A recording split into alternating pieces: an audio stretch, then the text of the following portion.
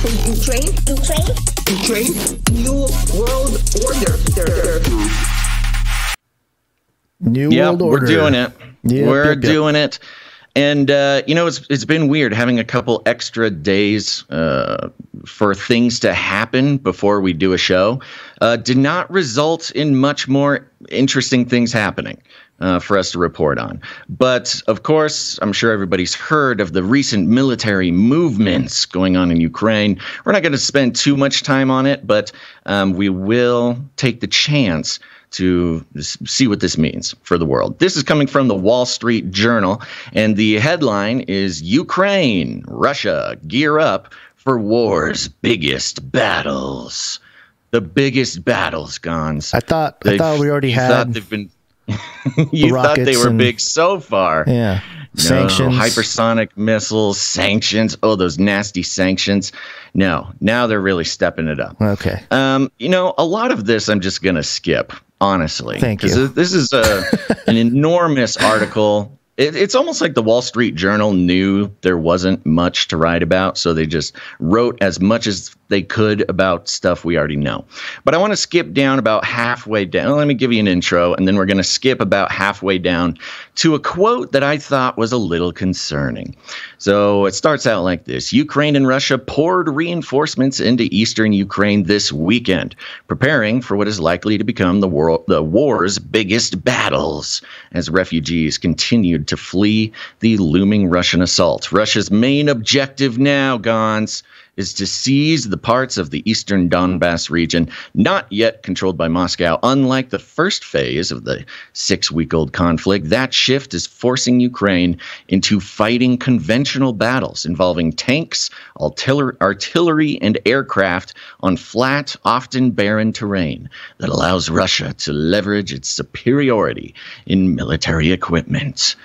Then it goes into fresh Russian tanks, not just any Russian tanks, fresh Russian tanks and fresh artillery units straight from the farm, as well as forces withdrawn from areas around Kiev began arriving in recent days to staging grounds for the offensive north of the Ukrainian city of Izium, according to footage shown on Russian military television.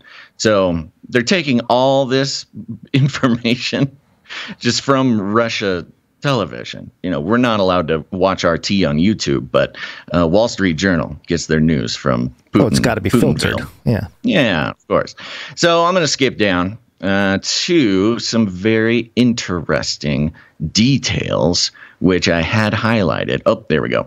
All right, this different type of warfare with large formations facing each other instead of small unit strikes is a major reason why Kiev says it urgently needs heavy weapons, such as artillery, tanks, and anti-aircraft batteries that most Western allies have been reluctant to supply so far. And here's a quote. The battle for Donbass will remind you of the Second World War, with its large operations and maneuvers, the involvement of thousands of tanks, armored vehicles, planes, and artillery. We get it. There's so many big, beefy machines. And this will not be a local operation based on what we see in Russia's preparations. Whoa, Ukraine's what does that mean? Ukraine's operations? foreign. Yes, this is not local. This is an international it's a space war. Show. Yeah, it's a space war. Ukraine's Foreign Minister Dmitry Kuleba said after meeting North Atlantic Treaty Organization ministers this past week, quote, either you help us now, and I'm speaking days, not weeks, or your help will come too late and many people will die. Very heavy. Wow. And so, along the lines of what we've been seeing with Ukraine and their flirtations with NATO, we've had Zelensky, when it's convenient for him, mention that, oh, no, we're happy to withdraw our desires to join NATO. We're happy to stay neutral when it comes to negotiations with Putin.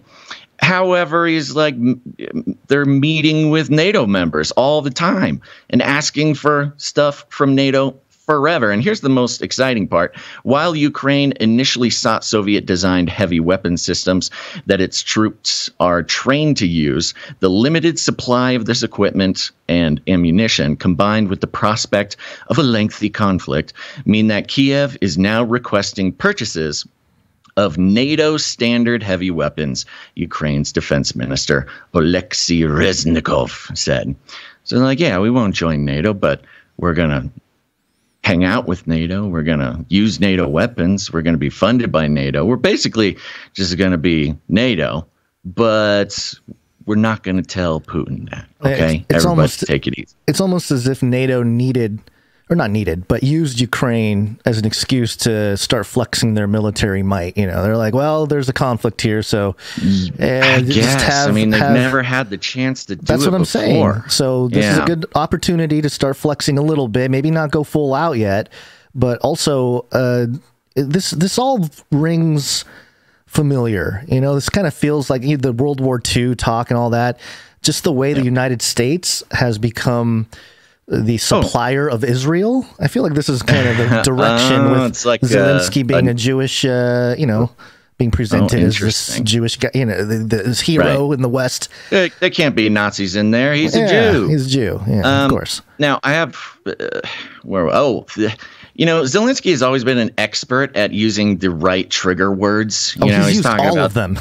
This is 9/11. This is like Pearl Harbor. This is like, and he just rattles off like the social engineered programming to trigger every American. Every false flag event. Yeah, when he starts talking, people stare off into the middle distance and like they hear news reports from 9/11 echoing in their mind. But just the full on like, so this next battle is going to be like World War II. It's going to be like World War II, just straight up. This is it. Yeah. And that sort of rhetorical connection to what we're all sort of either expecting or have heard analyzed to us is that, this could be World War III. And we all know how World War II ended, Gonz, with the nukes, man. So it's a nice little throwback. Yeah, somebody gets nuked. In theory. Uh-huh. So there you go. I don't know. That was kind of the main change in. It wasn't even a change. It was the next sort of high water mark for. Just sort of triggering the socially engineered programming in all of us. All the conflict. Now, I did want to jump over and finish up real quick. This is from a CNBC article. The headline is UN votes to remove Russia from Human Rights Council. Now, on Wednesday, we reported about the vote taking place on Thursday. So this is the results of that vote. Exactly. So they had the vote and they did it. And it says the United Nations suspended Russia from its seat on the Human Rights Council on Thursday as the world calls out atrocities committed in Ukraine. U.S. Ambassador to the United Nations Linda Thomas-Greenfield introduced the proposal earlier in the week following accusations that Russian troops tortured and killed Ukrainian civilians in Bucha, a suburb near Kiev. And then it goes into a description of the bodies. The bodies were discovered after Moscow withdrew its troops. This was all last week's sort of madness. Right. But they did it. They kicked them out. They're not on the Human Rights Council. Now, longtime listeners of Canary Cry, you will know that the UN Human Rights Council, they actually appear quite a bit on the show. Usually not in a situation like this. They are the ones who continually write the essays and put out the reports and, do the research about how artificial intelligence is going to kill us all. Yeah, and how it's they're the anti-AI international establishment. It's very strange. Exactly. It's really weird council. They're kicking Russia out, and they care very much about artificial intelligence and how it will, create inequality. Well, their whole call has been to regulate. And so it's not so much like, you should be afraid of AI. It's more like we need to make sure it's ethical. And it's like, okay, UN. Hopefully you guys they aren't want the it to be ones the to decide what's the AI ethical, but police. yeah, the AI police, exactly. They said, we're going to control who gets AI, who doesn't, and how are we going to do that? With our own AI. Our own RoboCops will control the world's AI. Yeah. So, I thought this was interesting because the conversation, or I guess maybe the rant that I got into, was the very interesting connection between the New World Order 2.0 through, Klaus Schwab, Great Reset, World Economic Forum. We're in a new world order, a new world order, apparently. And the media's really very tactful sort of jujitsu move to reverse the sting, reverse the momentum of what the words New World Order mean. We played plenty of clips from mainstream media talking about the New World Order, and I thought this was a conspiracy theory thing. Well, no, it's just sort of how the international community decided on rules and blah, blah, blah, blah. But as we watch Putin become some sort of scapegoat, of course, we know that he was the World Economic Forum Young Global Leader. Right. And it's really hard for somebody who's skeptical of official narratives to consider that he's gone totally rogue without any planning. I mean, Klaus Schwab himself said that they had penetrated cabinets across the world. Yeah. And why would Putin be any different? Well, we don't know. But this scapegoat situation, where in order to move into the new world order, the Great Reset, we need to put all of our sins onto the scapegoat. We need to, all of our inequality, all of our racism, all of our lesser natures, right. All of our... Which is the point I was going to make earlier, was that, this is like the ultimate cancel culture. We've been seeing all this cancel culture. Now we've canceled the country. We're going to start canceling other countries, and that's sort of the trend. And it's very, of course, it makes sense. And it's no surprise because so much virtue signaling has gone into this. I mean, there's the Zelensky sexuals or whatever. Mirroring just word for word or moment by moment of all the sort of previous virtue signaling fads throughout the pandemic and such. But it really has become a social justice issue. And in that means we got to take all of our badness that especially the U.S. has committed during this new world order, and we need to get rid of it. And how do you get rid of it? Well, you get a scapegoat. And just for a brief review, in case anybody doesn't know the origins of the scapegoat, this is sort of an ancient Hebrew ritual where you just literally get a goat once a year, and you stand that goat up. Everybody oohs and ahs at the goat, and the priest is up there and does his thing.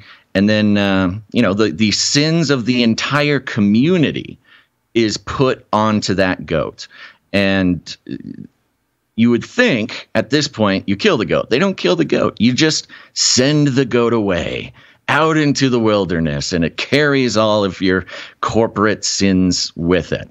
And you really see this being reflected in what's going on with Russia. I mean, anything that's bad with society, everything that we've been taught to, hate, and really, I mean, not saying that I'm trying to defend Russia in any way, but we've basically turned around, put all of our collective sins onto Russia.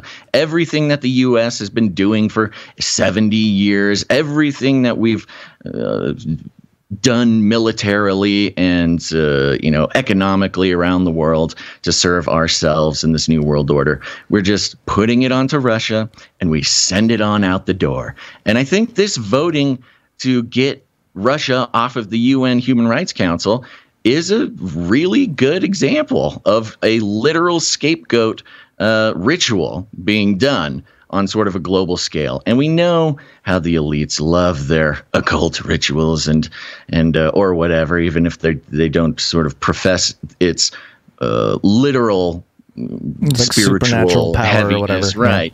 Yeah. They love to do it just because that's what you do when they you got the influence and the power. Like they can do it. Yeah. So there you go. That's all I got for the Ukraine updates here.